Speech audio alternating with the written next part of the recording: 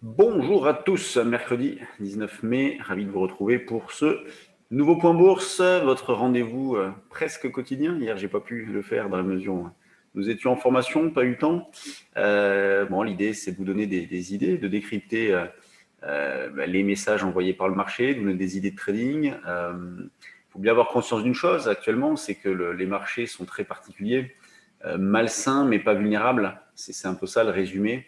Malsain parce que justement des mouvements qui se font comme ça en ligne droite, ce qu'on a eu la semaine dernière avec 4% de baisse, 5% de reprise derrière, ce qu'on a eu également cette semaine avec des replis qui se font en ligne droite ici, une reprise qui se fait bon notamment la nuit, vous voyez, avec un décalage entre la clôture et l'ouverture, hier la baisse en ligne droite.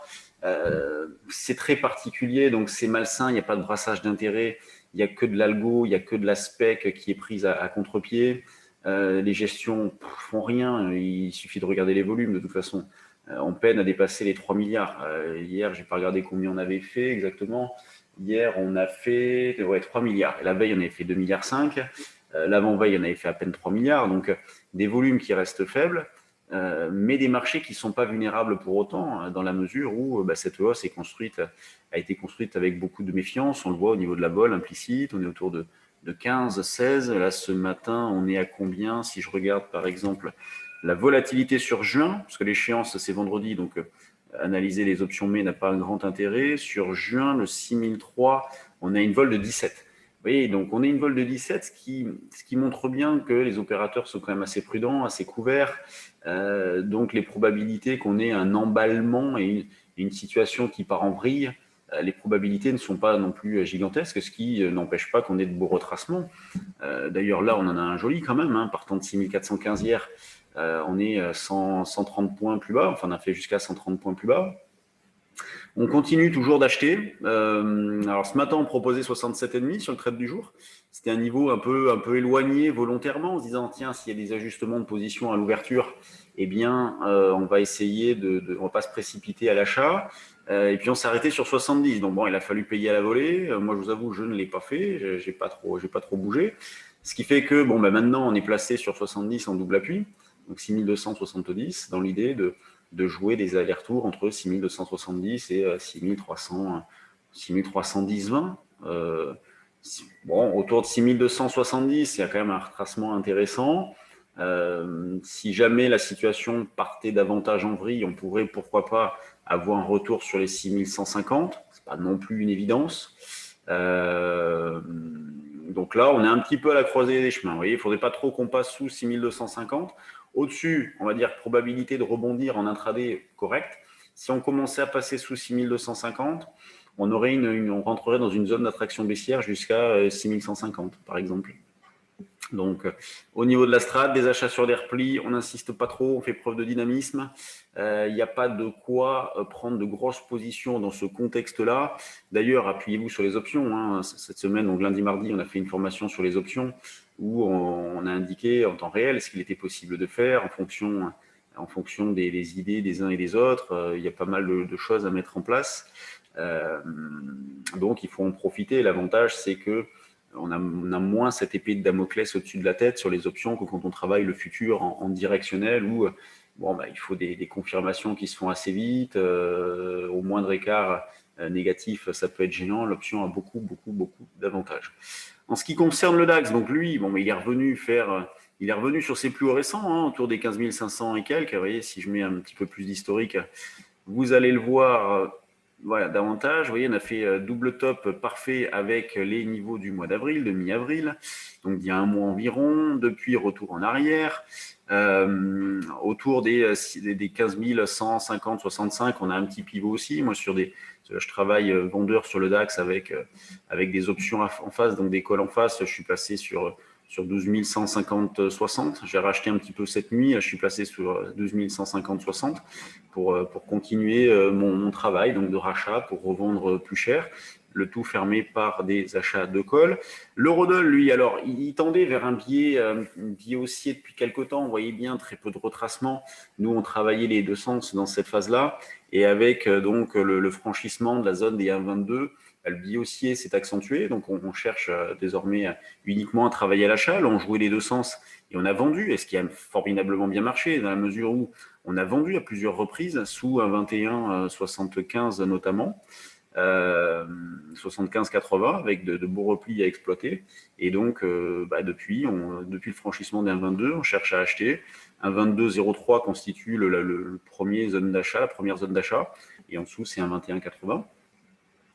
Continuons notre tour d'horizon des marchés avec les actions. Donc, je change d'environnement. Donc là, vous avez les actions avec des valeurs du CAC sur votre gauche, une majorité de baisse. Les seuls hausses, c'est SocGen. Donc SocGen qui accumule point haut, c'est plutôt pas mal. On a Carrefour, on a Engie, on a Legrand. Legrand proche de l'équilibre. Et puis tout le reste, c'est à la baisse. Il n'y a pas une grosse baisse non plus, vous voyez. C'est pas méchant, la baisse actuelle n'est pas méchante, le marché peut rebondir. Et d'ailleurs, avec l'échéance, on va avoir un peu de nervosité avec l'échéance vendredi, il y a des gestions de delta qui peuvent s'activer. Donc c'est pour ça qu'on a des mouvements aussi, qui ne rencontrent pas tellement de contrepartie, qui sont dans le vide. Je vous parlais du volume, 9h43, 300 millions, c'est quand même faible, hein, c'est vraiment pas beaucoup, et on est sur les mêmes niveaux de prix depuis mi-avril. Vous voyez, on a eu l'extension là, alors oui, ça ne veut pas dire qu'il ne s'est rien passé, hein. On a eu quand même des mouvements violents, des retracements violents. Celui-ci était pas mal, celui-ci de la semaine dernière était incroyable avec un contre-pied gigantesque. Le jeudi, on est reparti à la hausse et on a fait un point bas sur une longue période et on a fait un point haut sur une longue période aussi, donc contre-pied gigantesque ici.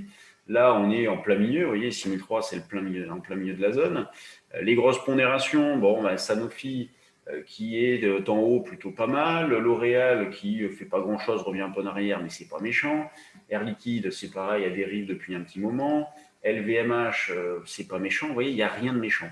Vraiment, au niveau de l'analyse, il n'y a pas de nouveauté. On a des mouvements violents. Pourquoi? Parce que il n'y a pas de. Les gestions sont sur la touche, sinon les flux amènent une certaine régularité. Et là, il n'y en a pas de régularité. Tout se fait dans la violence, avec, je le répète, de la spéculation et du trading algo. Alors, ça peut être de l'algo de directionnel, ça peut être de l'algo d'arbitrage. Il y a différents types de trading algo.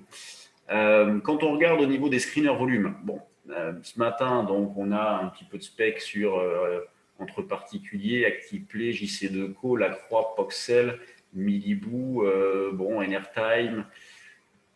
C'est toujours difficile. C'est une période pas évidente. Vous voyez, à l'image de ce qui s'est passé sur Iliad, les chiffres, sont pas si mauvais que ça. Il y a eu des annonces qui ont déplu, c'est sûr, mais vous voyez, c'est pas une baisse de 1, 2 ou 3%. Tout de suite, la sanction, c'est moins 10.